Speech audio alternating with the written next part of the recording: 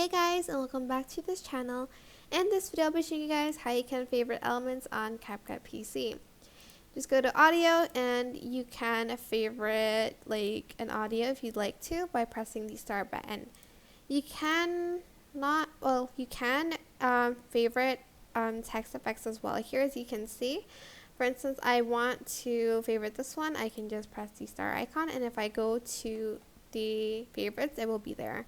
To unfavorite, just simply select the star button again and it will remove it. You can, I think, also save stickers. I'm not sure. Yeah, you can like favorite stickers as well here.